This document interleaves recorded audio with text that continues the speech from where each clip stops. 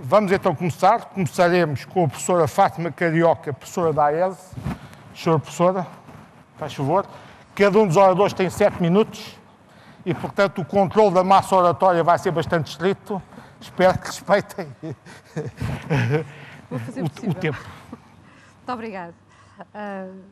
Dentro da liberdade que nos foi dada para este painel depois da crise, eu alarguei um pouco o lema das conferências em termos dos desafios globais, respostas locais e também respostas pessoais. Porque, em última análise, as respostas são sempre dadas pelas pessoas, digamos assim. E, nesse sentido, gostava de abordar com vocês 4 ideias ou reflexões que, de alguma maneira, podem ser chaves ao considerarmos a atual crise económica e financeira e, nomeadamente, o pós-crise. A primeira ideia é que, com frequência, nós nos referimos à crise económica e à financeira e aos seus múltiplos impactos, nomeadamente, e para não citar mais, às dificuldades no acesso ao financiamento, pelo menos de uma forma que não seja estranguladora, quer pelas famílias, quer pelas empresas, quer pelos próprios países endividados. Referimos também muitas vezes às crises e à forma como elas nos obrigam e nos empurram para uma atitude de mudança a todos os níveis. De facto, aquilo que eu gostava também de salientar é que esta crise, como todas as crises que existiram na humanidade, são crises datadas no tempo. Esta é uma crise do século XXI.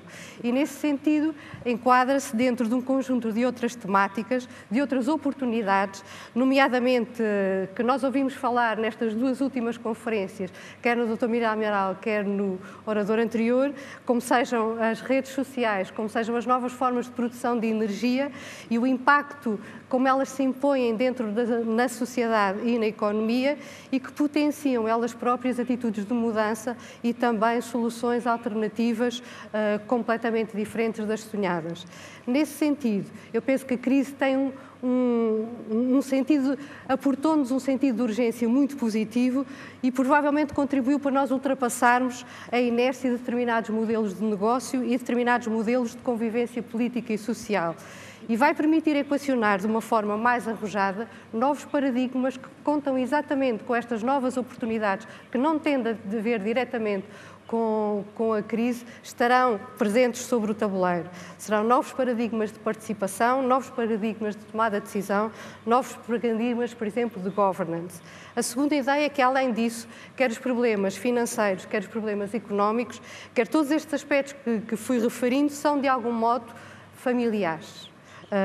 Não no sentido de nós já termos passado por eles, provavelmente muitos de nós não passámos exatamente por estes problemas, mas porque as variáveis que os descrevem, e lembremos da conferência de ontem do professor Rodini, que estas variáveis todas que os descrevem e que os caracterizam são, de certo modo, nossas conhecidas. Percebemos o que é que quer dizer escassez da procura, percebemos o que quer dizer difícil de acesso às matérias-primas, deslocalização da produção, fenómenos de imigração, desemprego, tudo isso nós, de alguma maneira, mesmo que as equações sejam completamente diferentes, mesmo que as equações sejam muito mais complexas e ainda mais complexas e complicadas, venham a ser as soluções, partimos sempre de fenómenos para os quais temos algumas referências.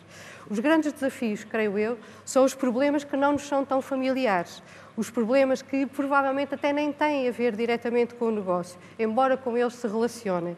Estou a falar, por exemplo, de como é que nós vamos reconstruir a credibilidade e a legitimidade dos sistemas políticos e financeiros depois dos episódios das crises pelos quais vamos passando. Estou a falar, por exemplo, de como é que nós ultrapassamos barreiras e tomamos a iniciativa de proativamente estabelecermos relações, associações, parcerias entre instituições, entre fações, entre ideologias, entre países que tradicionalmente, historicamente, não se viam como pares.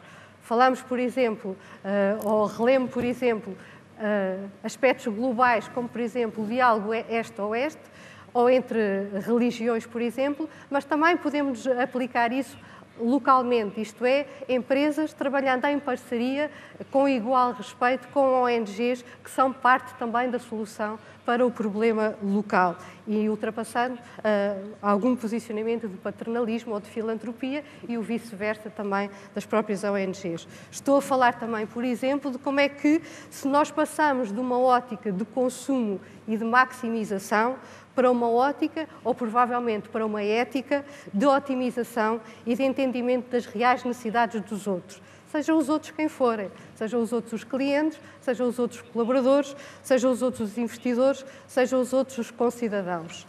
A terceira ideia é que, mais além destas competências e destes aspectos todos que frisei, as soluções técnicas e políticas e sociais, é necessária uma visão holística do negócio e do trabalho humano. A crise em que nos situamos deveu-se, em grande parte, a esta clivagem das diferentes perspectivas perante o negócio e perante a sociedade. E para nós os ultrapassarmos, teremos que exatamente ter essa simbiose entre as competências técnicas e também as competências éticas. A quarta ideia salientava que a adoção desta visão mais integradora exige uma maior maturidade às pessoas, às famílias, aos países, às instituições. As dores da crise são, em última análise, dores de crescimento social e humano. Este crescimento traduz-se pessoalmente e institucionalmente em 3 pontos que salientava: a coragem, o otimismo como atitude vital e a solidariedade. A coragem, que nós sabemos, tem 2 aspectos: a paciência para resistir quando se enfrentam situações difíceis e, por isso, resistir e manter determinadas políticas e práticas, medidas, nomeadamente sociais, que pensávamos e consideramos que são boas, mas também a audácia para atacar quando nós queremos alterar essas mesmas circunstâncias. A atitude vital do otimismo, porque também penso que é necessária, porque quando nós acreditamos que realmente alguma coisa é possível, sempre colocamos mais esforços para a concretizar. E muitas vezes colocamos de tal maneira esforços que realizamos o que considerávamos impossível. A solidariedade, não só no sentido tradicional, para nos apercebermos de outras situações críticas que nos rodeiam e que serão provavelmente mais graves, mas também porque necessitamos de uma atitude diferente, mais colaborativa, se queremos alterar para melhor. Concluindo e inspirando no mar, que está aqui tão próximo e tão presente, diria que a primeira ideia relembra que a bordo não existe descanso. Não são o sol, nem o sal, nem o vento, nem a maresia que vão corroendo os navios, mas sim a negligência do comandante.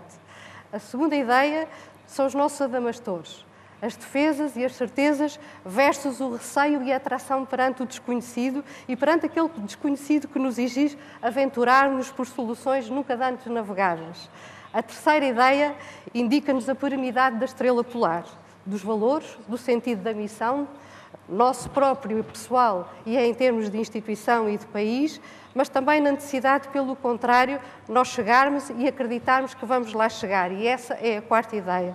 Nós poderemos chegar e chegaremos certamente e continuaremos a chegar se continuamente, diariamente, ajustarmos as velas, aproveitarmos as ligeiras brisas ou os grandes saltos de vento, as correntes mais favoráveis, orientarmos por GPS, ou quando esse já não dá, orientarmos pelas estrelas, mas continuaremos a navegar. Is running out. Exatamente. Please. E por isso nós chegamos a tempos de maior bonança, que certamente seguirão à tempestade com mais confiança e mais fortalecidos. Muito obrigada. Muito obrigado.